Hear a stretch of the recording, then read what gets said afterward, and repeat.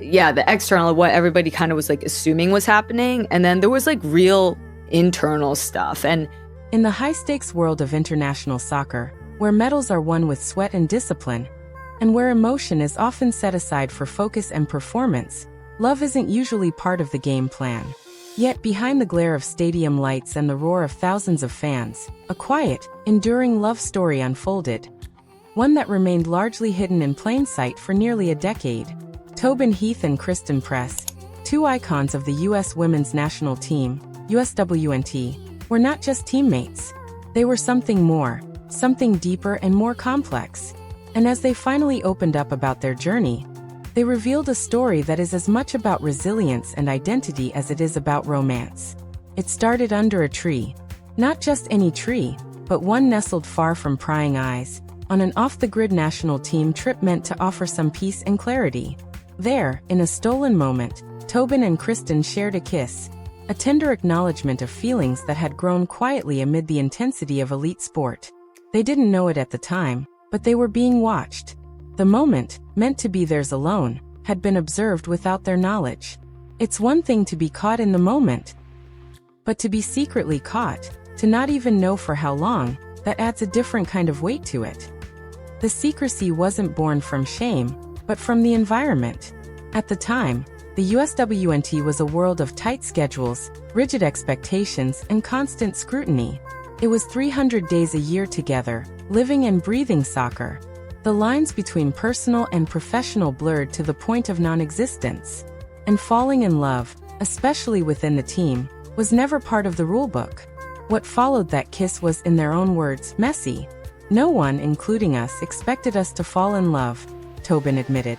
And with that unexpected love came ripples. Team dynamics shifted, friendships evolved, and long-standing assumptions were challenged. Within a team culture that prided itself on unity, the emergence of a relationship within its ranks tested boundaries that had never been clearly defined. There was an internal reckoning too. Both players had always been intensely private, each in their own way. For Tobin especially, the idea of work-life separation was sacred. But on the national team, that divide was almost impossible. There was this moment, Christen recalled, where I remember you talking to Megan Rapinoe about it, and she said, "It is our business. We're all on this team."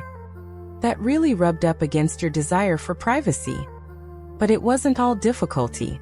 In the midst of the turmoil, there were profound moments of solidarity. One of the most poignant came when Christen's mother fell ill and required brain surgery. She was scheduled to miss a key training camp ahead of the 2019 World Cup, a potentially career-altering decision. What happened next was unexpected. The team's then head coach, Jill Ellis, told her without hesitation to go be with her family. But the real surprise came when she called Tobin. "She told me, stay with Christen." "That was never a conversation we even dared to have," Tobin said, her voice cracking with emotion. "We didn't ask because we assumed we knew the answer. But she made that call. And in doing so, she acknowledged our relationship, without words but louder than any announcement."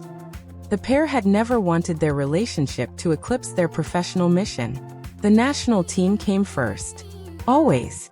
Even as their love deepened, they never let it compromise their commitment. "It wasn't Tobin and Christen and the national team," Tobin explained. "It was the national team, and we were part of it." Still, balancing it all was exhausting. They lived in a constant cycle of on-off, flipping between public professionalism and private affection, sometimes within minutes. Their teammates, many of them close friends, often had no idea. "People just thought we were besties," Christen laughed. "We were Dumb and Dumber pinging around together, but never holding hands. Never kissing. Just two pals." Even post-retirement, that dynamic lingered. "One time we were out with former teammates," Tobin recalled, "and we held hands. And they were like, 'Oh my God, we've never seen you do that.' It really showed just how much we had to suppress ourselves during that time." In the broader world, the USWNT had become a symbol of progress, outspoken, inclusive, unafraid. But even within that space, coming out as a couple felt fraught with risk. There were unspoken expectations, a pressure to go big or go home. "There was this narrative," Tobin said, that if you were queer on the national team, you had to have this big coming out moment, like public and proud, waving the flag, being a role model. And that just wasn't us. At the 2021 ESPYs, they held pinkies. Just pinkies. And the world erupted. Headlines, speculation, fan theories. People decided that was our coming out moment, Christen said. And I remember being asked in interviews, "Are you out?" I looked at my publicist and said, "Not doing this." I wasn't ready. We weren't ready. For Tobin, who had always found comfort in letting her actions speak louder than her words, the pressure was even more intense.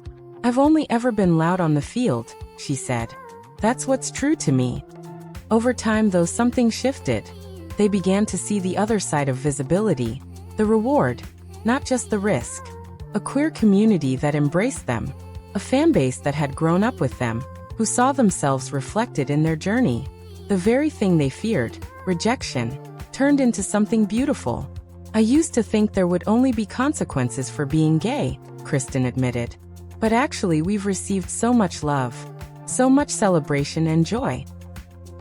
We also have gotten so much from the community that supports us. Sitting side by side, no longer teammates on the field but still teammates in life, they can look back with pride. And without regret. They never forced their story to fit a mold.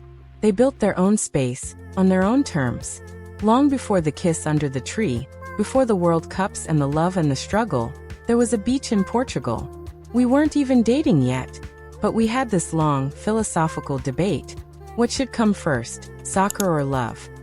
Christen, the one raised in a household that preached focus and ambition, surprisingly argued for soccer. Tobin, the soccer-obsessed romantic, argued for love. "It's wild to think about now," Christen laughed. "You of all people, telling me that love was forever and soccer would come and go.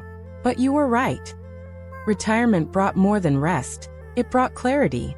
Without the structure and pressure of the team, they found room to simply be. They built something new, something personal. Their podcast, The RECAP Show, and their brand reincorporated. These platforms let them speak in their own voice, with intention and honesty.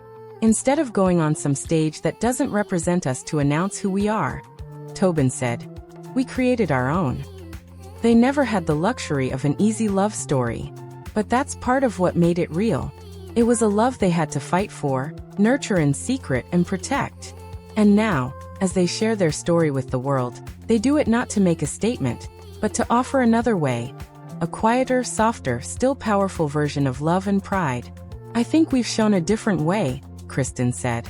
"A way that says you don't have to give all of yourself to the world to be valid. You can hold things sacred. You can take your time."